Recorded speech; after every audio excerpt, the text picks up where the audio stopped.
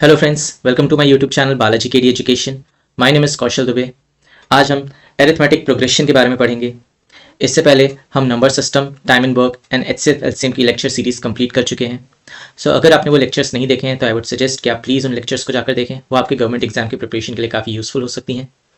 आगे बढ़ने से पहले अगर अभी तक आपने इस चैनल को सब्सक्राइब नहीं किया है तो I would request you all to please subscribe this channel and bell icon दबाना मत भूलिएगा, जिससे आगे आने वाली वीडियोज़ की नोटिफिकेशंस आपको मिलती रहें। So without wasting much time, let's start this video.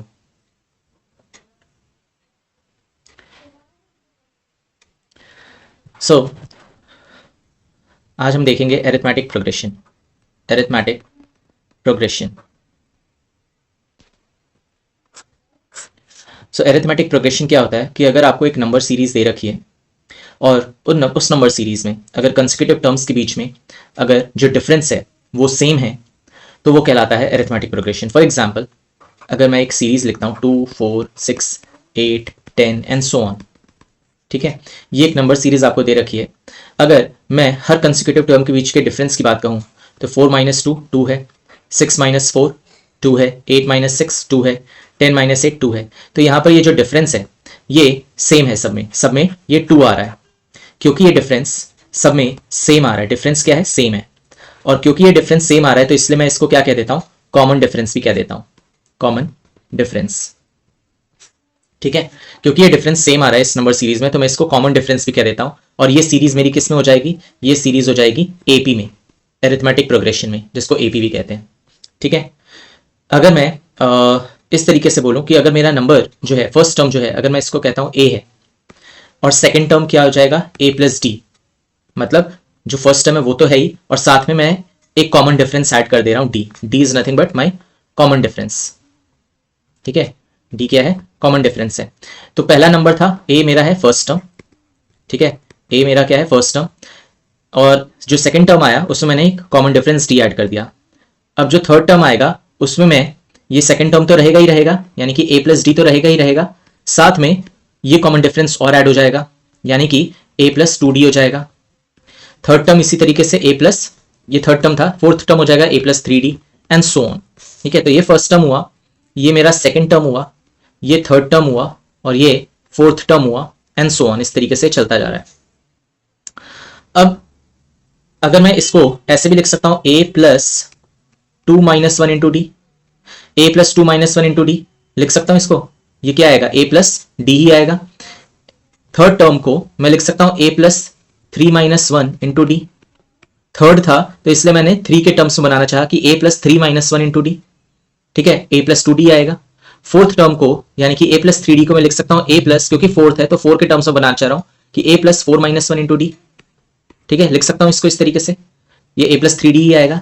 इसी चीज को अगर जनरलाइज करूं मैं तो मैं nth टर्म की वैल्यू को क्या लिख सकता हूं? nth term a plus n - 1 into D लिख सकता हूं।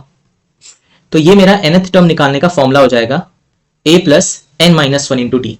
ठीक है, a plus n - 1 into D. इसी चीज को हमने जनरलाइज किया। ऊपर जैसे सेकंड टर्म को a प्लस 2 - 1 इंटू डी लिखा, थर्ड टर्म को a plus 3 - 1 into D, a plus 4 - 1 into D fourth term को लिखा। उसी तरीके से nth टर्म अगर मेरे को निकालना हुआ तो मैं लिख सकता हूं a plus n - 1 into D. ठीक है, अच्छा, ये तो हो गया nth टर्म के बारे में। यहां मैं लिख रहा हूं सम के बारे में। अगर मैं इसको सम ऑफ n टर्म्स निकालना है, ठीक है, सम ऑफ n टर्म्स निकालना है तो ये हो जाता है n/2 2a plus n - 1 into D. ठीक है, सम ऑफ n टर्म्स हो जाएगा n/2 2a plus n - 1 into D. ठीक है, ये हमने जो स्पेशल टाइप की सीरीज कही थी उसमें भी ये फॉर्मूला देखा था कि इस फॉर्मूले से वो उन सीरीज का जो फॉर्मूला होता है वो कैसे डिराइव होता है, like sum of first n terms and natural numbers, then sum of first and odd natural numbers and even natural numbers, उनका कैसे फॉर्मूला डिराइव होता है वो इसी से डिराइव होता है, हमने देखा था पिछले लेक्चर में। So Sn equal to n/2 2a plus n - 1 into D. अब इसको मैं फर्दर, एक तो ये फॉर्मूला होता ही है, इसको मैं इसी को मैं थोड़ा सा ट्रांसफॉर्म कर रहा हूं दूसरे फॉर्मूले में। n/2, ये 2a को मैं लिखता हूं a प्लस a। ठीक है, ऐसे लिख सकता हूं 2a को a plus a plus n - 1 into D. ठीक है, अब ये तो a हो गया मेरा फर्स्ट टर्म, तो इसको मैंने एज इट इज रखा। अगर आप इसको ध्यान दो, a plus n - 1 into D, ये क्या था? ये nth टर्म का फॉर्मूला था जो हमने अभी देखा है, ये वाला। तो a plus n - 1 into D, a plus a n हो गया। यानी कि सम ऑफ n नेचुरल नंबर्स या सम ऑफ n नंबर्स जो AP में है उसका जो मेरा फॉर्मूला होता है वो होता है n/2 first term plus last term. ठीक है, n/2 first term plus last term. अगर मेरे को क्वेश्चन में से फर्स्ट टर्म दे रखा है, लास्ट टर्म दे रखा है, ये बता रखा है कि इतने नंबर ऑफ टर्म्स हैं, तो उसके लिए मैं ये फॉर्मूला यूज कर सकता हूं, Sn equal to n/2 first term plus last term. ठीक है, इसको मैं ऐसे भी कह सकता हूं कि ये n इंटू एवरेज है, average of first term plus first term and last term. ठीक है, क्योंकि ये first term plus last term by 2 अगर हो जाएगा तो ये क्या आ जाएगा, एवरेज आ जाएगा। तो मैं इसको ये भी कह सकता हूं कि ये Sn जो है n इंटू एवरेज है फर्स्ट टर्म और लास्ट टर्म का। ठीक है, तो डिपेंड करता है क्वेश्चन क्या दे रखा है, क्वेश्चन में वैल्यूज क्या दे रखी हैं, उसके हिसाब से आप या तो ये फॉर्मूला यूज कर सकते हो, या ये कर सकते हो, या ये कर सकते हो। ठीक है, सो अब क्वेश्चन देखते हैं इस पे बेस्ड, एपी पे बेस्ड क्वेश्चन है, find the sum of all 2 digit numbers which are completely divisible by 4। Sum निकालना है 2 डिजिट नंबर्स का जो कि कंप्लीटली डिविजिबल है 4 से। तो 4 से डिविजिबल है, 4 की टेबल चलाते हैं, 4 1 4 4 2 8, ये तो सिंगल डिजिट नंबर हो गए। मेरे को कह रहा है 2 डिजिट नंबर, तो 4 3 12, 4 4 16, 4 5 20 and so on. Last term क्या होगा, देखो 25 4 100 हो जाता है। ठीक है, तो 24 4 96, तो लास्ट टर्म मेरा आ गया 96 तक। ठीक है, अब सम निकालने के लिए मेरे को चाहिए कि कितने नंबर ऑफ टर्म्स हैं वो पता होना चाहिए। तो दो तरीके नंबर ऑफ टर्म्स निकालने के, देखो ये 4 की मल्टीपल में चल रहा है, तो 4 इंटू 3 है ये, और ये है 4 इंटू 24, ये 4 इंटू 3, ये 4 इंटू 24। तो नंबर ऑफ टर्म्स निकल सकते मेरे कि 24 माइनस 3 प्लस 1 विच इज कितना हो गया, ये 21 प्लस 1 22। एक तरीका तो ये है एन नंबर ऑफ टर्म्स निकालने का। दूसरा तरीका क्या है, दूसरा तरीका है मैं फॉर्मूला यूज करो an equal to a plus n minus 1 into D. ठीक है, an मेरा हो जाएगा यहाँ पे 96 जो लास्ट टर्म है, a हो जाएगा मेरा पहला term that is 12 plus n minus 1 into D. D क्या होगा, क्योंकि 4 की टेबल चल रही है तो 4 4 का ही गैप है, ऐसे भी देख लो 16 माइनस 12 4, 20 माइनस 16 4, और क्योंकि 4 की टेबल चल रही है तो 4 का ही गैप रहेगा, तो 4। ठीक है, 96 माइनस 12 ये हो गया 4, और ये हो गया 8, 84 इक्वल टू 4n माइनस 1, ये हो जाएगा 4 2 8 4 1 4 इक्वल टू n माइनस 1। तो n की वैल्यू यहां से भी क्या आ जाएगी, 22 आ जाएगी। तो या तो ऊपर इस तरीके से कर लो, ये 4 इंटू 3 लिखा था, यहाँ पे 4 इंटू 24, तो 24 माइनस 3 प्लस 1। एक तरीका ये है नंबर ऑफ टर्म्स निकालने का, दूसरा ये है फॉर्मूला से आप निकाल सकते हो कि क्या नंबर ऑफ टर्म्स आएंगे। नंबर ऑफ टर्म्स पता लग गए, तो मेरे को क्या निकालना है, सम निकालना है, sum of n terms that is n/2 होता है, आप ये यूज कर सकते हो sum of first term plus last term, first term plus last term. ठीक है, आप चाहो तो 2a plus n minus 1 into D भी यूज कर सकते हो। ठीक है, क्योंकि वहां पे आपको a तो पता ही है, n भी पता ही लग गया है, और d भी पता ही है, तो आप वो फॉर्मूला भी यूज कर सकते हो। लेकिन मैं डायरेक्टली ये भी यूज कर सकता हूं कि फर्स्ट टर्म यूज किया, लास्ट टर्म यूज किया, ऐड किया। तो number of terms is 22/2, first term is 12, last term is 96। ठीक है, तो 22/2 ये कितना हो गया, 6 7 8 9 10, 108 ये हो गया, 11, तो 108 एंड 108, तो ये आ जाएगा 1188। ठीक है, 1188 मेरा क्या आ जाएगा, इसका आंसर आ जाएगा sum of all 2 digit numbers जो कि कंप्लीटली डिविजिबल हैं 4 से। Got it. एक ऐसा ही क्वेश्चन देखते हैं। क्वेश्चन है, find the sum of all 3 digit numbers जो कि कंप्लीटली डिविजिबल है 7 से। यहां 3 डिजिट नंबर्स की बात हो रही है जो कि 7 से डिविजिबल है। तो देखो 7 की टेबल जब चलाओगे तो 14 7 जा 98 होता है। ठीक है, 7 4 28 7 7 8 9 98 होता है, 15 7 जा 105 होता है। तो पहला जो नंबर होगा 3 डिजिट नंबर वो होगा 105। अगला नंबर 7 ऐड कर दो, 7 का ही टेबल चल रहा है तो 7 ऐड होके 112 आ जाएगा, and so on. Last number की अगर मैं बात करूं, लास्ट 3 डिजिट नंबर क्या होता है, 999 होता है। इसको एक बार 7 से डिवाइड करते हैं, 7 1 7 8 9 2 9 7 4 28 8 9 9 7 2 14, 5 रिमाइंडर आ रहा है। ठीक है, तो 5 रिमाइंडर आ रहा है, 5 इसमें से माइनस कर दो, मेरे को तो 0 चाहिए ना रिमाइंडर जो कंप्लीटली डिविजिबल हो। 5 माइनस करोगे 999 में से तो बचेगा 994। तो जो लास्ट 3 डिजिट नंबर है जो 7 से कंप्लीटली डिविजिबल हो जाता है वो होता है 994।